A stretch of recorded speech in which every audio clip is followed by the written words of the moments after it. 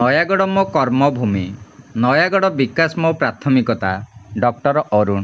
ମୋର ଜନ୍ମମାଟି ରାସଙ୍ଗ ହୋଇଥିଲେ ହେଁ ନୟାଗଡ଼ ନିର୍ବାଚନ ମଣ୍ଡଳୀ ମୋର କର୍ମଭୂମି। ନୟାଗଡ଼ର ସର୍ବାଙ୍ଗୀନ ଉନ୍ନତି ଏବଂ ଚରମ ବିକାଶ ମୋ ଜୀବନର ଲକ୍ଷ୍ୟ। ଗଡ଼ଜାତ ମାଟିର ସଂଗ୍ରାମୀ ରକ୍ତ ମୋ ଦେହରେ ପ୍ରବାହିତ।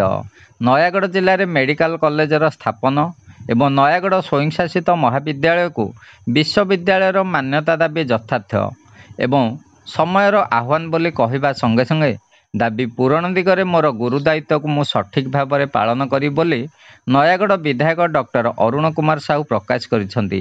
ଆଜି ସକାଳେ ଆନ୍ଦୋଳନର ଆବାହକ ସମାଜସେବୀ ପ୍ରମୋଦ ପଟ୍ଟନାୟକ ଏବଂ ଅନ୍ୟତମ ସହଯୋଗୀ ଶ୍ରମିକ ନେତା ଶ୍ରୀକାନ୍ତ ପଟ୍ଟନାୟକ ନୟାଗଡ଼ ବିଧାୟକଙ୍କୁ ତାଙ୍କ କାର୍ଯ୍ୟାଳୟରେ ଦାବି ସମ୍ପର୍କିତ ଏକ ସ୍ମାରକପତ୍ର ପ୍ରଦାନ କରିବା ସଙ୍ଗେ ସଙ୍ଗେ ପରବର୍ତ୍ତୀ କାର୍ଯ୍ୟକ୍ରମର ଖସଡ଼ା ସମ୍ପର୍କରେ ଆଲୋଚନା କରିଛନ୍ତି।